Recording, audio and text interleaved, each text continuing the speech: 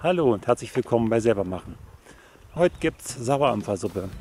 Sauerampfer ist ein Unkraut eigentlich, was einen sehr hohen Vitamin-C-Gehalt hat und von der Konsistenz nachher beim Zubereiten so ähnliches wie Spinat ist. Wir finden Sauerampfer oftmals am Straßenrand oder auf Wiesen.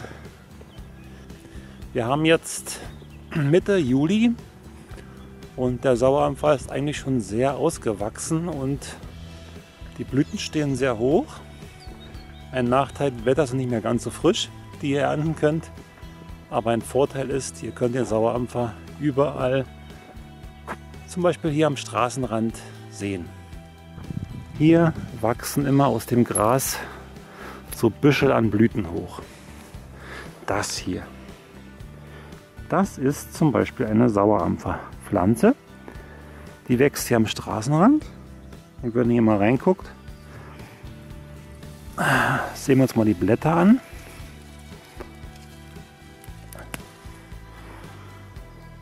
Das ist ein Sauerampferblatt. Schon ein paar Löcher drin, nicht mehr ganz so frisch. So. Um das genau rauszufinden, könnt ihr einfach mal hier von dem Blatt mit den Zähnen reinbeißen. Dann werdet ihr merken, dass es ganz sauer schmeckt. Das ist richtig, wirklich säuerlich. Und dann habt ihr Sauerampfer erwischt. Die Blätter könnt ihr ernten.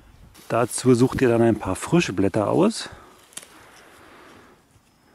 die noch nicht so hart und noch frisch aussehen und nicht so viele Löcher und braune Flecken haben. Die könnt ihr sammeln und dann machen wir daraus eine leckere Suppe. Zunächst werden die frisch geernteten Blätter gründlich gewaschen.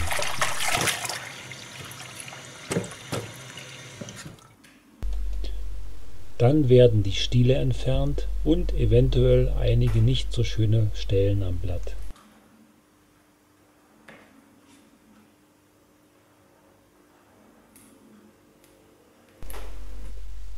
Anschließend werden die Blätter mit kochendem Wasser übergossen und abgebrüht. Dabei verändern sie ihre Farbe. Das Abtropfwasser könnt ihr für die Suppe weiterverwenden. Für die Sauerampfersuppe braucht ihr nicht sehr viele Zutaten. Einmal natürlich den Sauerampfer. Dieser ist schon gebrüht, mit heißem Wasser abgegossen, muss noch gehackt werden. Dann als Grundlage diese Gemüsebrühe, da haben wir hier ein bisschen Suppengrün mit ein bisschen Fleisch drin. Dazu nehme ich hier diese Beinscheibe, diese Rindfleisch-Beinscheibe. Wird nachher verfeinert mit Sahne und das Weißbrot wird in Butter angeröstet auf der Pfanne und daraus machen wir dann diese Croutons, die zu der Suppe gegessen werden. Zunächst setzen wir hier eine kräftige Gemüsebrühe an. Dazu habe ich hier Wasser in den Topf und das Wasser, das ich vom Abbrühen der Sauerampferblätter übrig gelassen habe, das ist dann hier auch mit drin. Jetzt kommen noch das Suppengrün dazu, vor allen Dingen Petersilie, Möhren und ein bisschen Sellerie. Porree muss nicht so viel rein. Und das lasse ich dann eine Weile kochen. Das bildet dann die Grundlage für die Sauerampfersuppe. Der Sauerampfer, der kommt etwas später dazu.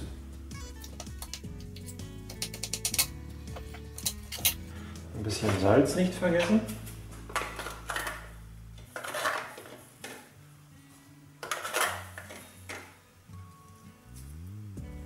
Das werde ich nachher noch ein bisschen nachwürzen. Und für den Geschmack kann auch ein bisschen klare Brühepulver rein. So.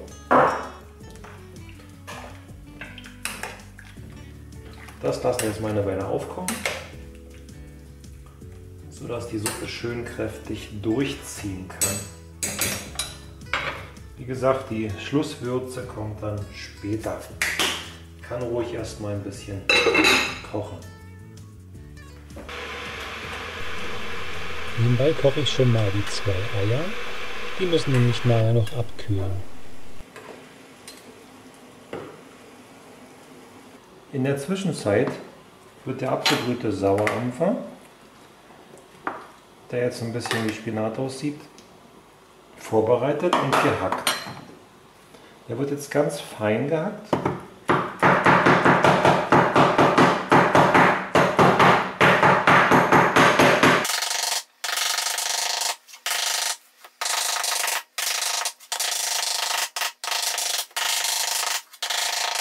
So. Was wir in der Zwischenzeit auch noch vorbereiten, sind die Croutons.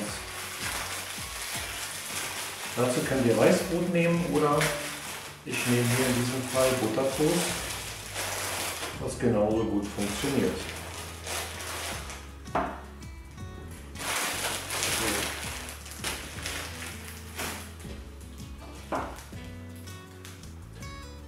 Die Scheiben schneidet ihr einfach in kleine Würfel. Und die Würfel werden nachher in einer heißen Pfanne mit Butter goldbraun gebraten oder angeröstet.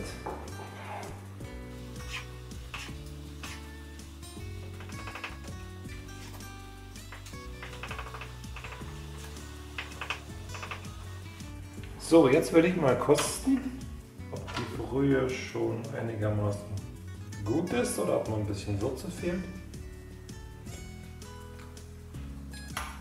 Ja. So, da kann noch ein bisschen Brühpulver rein, ein bisschen Salz noch dazu.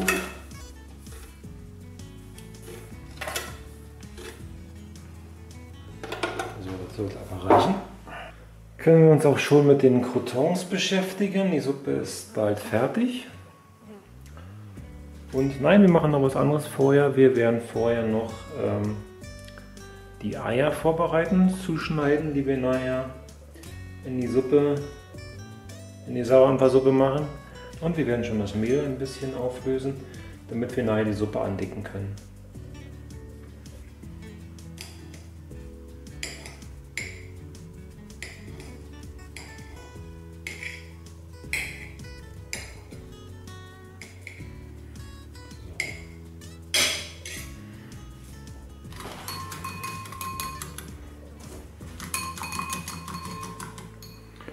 So, während die Butter hier schmilzt, werde ich schon mal den Sauerampfer in die klare Brühe hier machen. Nein, ich werde erstmal den großen Knochen hier rausnehmen. Muss jetzt nicht mehr hier drin bleiben. Naja, ein Stückchen Fleisch auch noch raus. Können wir dann mal wieder dazu packen. So, jetzt kommt der Sauerampfer in die Suppe rein.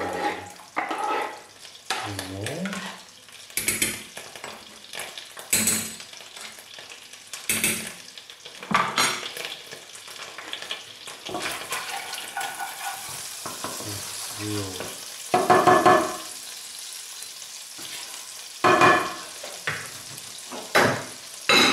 Butter ist heiß.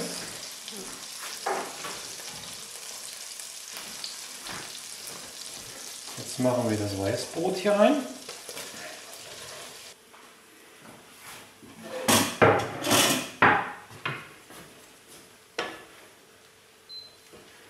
Und dann das Ganze hier angeröstet.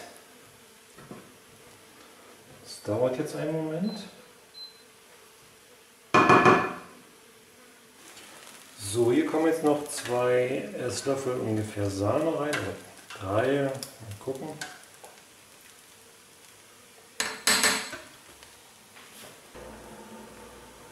Da kann noch ein Esslöffel dazu. Ja, so ungefähr.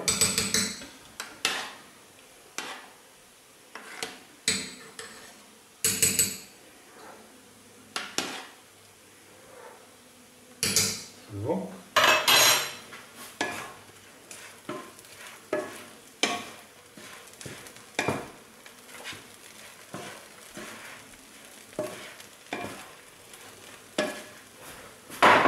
Jetzt haben wir noch das Ei.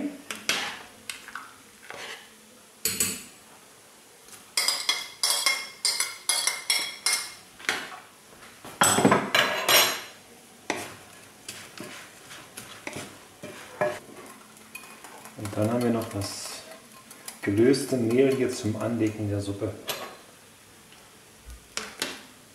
Da werde ich nochmal Temperatur erhöhen.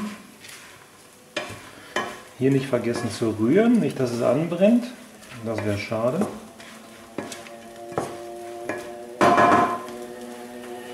So.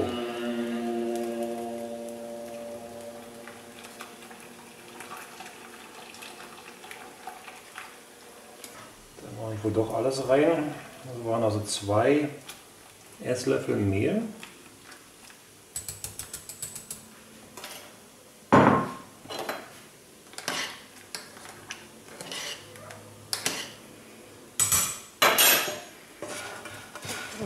Ups.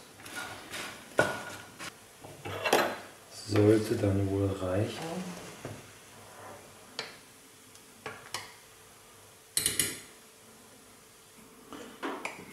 Am Schluss kann gerne wieder etwas von dem Fleisch zurück, was da mal in der Suppe war. Meine Mutter hat das auch mit einem Putenhals gemacht, die ganze Brühe. Es geht genauso, Rippchen soll auch gehen, Schweinefleisch, Rindfleisch, Geflügelfleisch, es geht alles. So.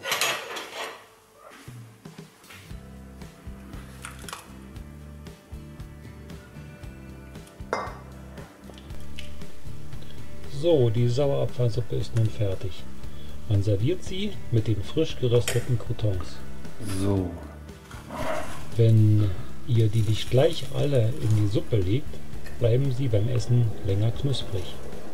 Ich wünsche euch viel Spaß beim Nachmachen und guten Appetit.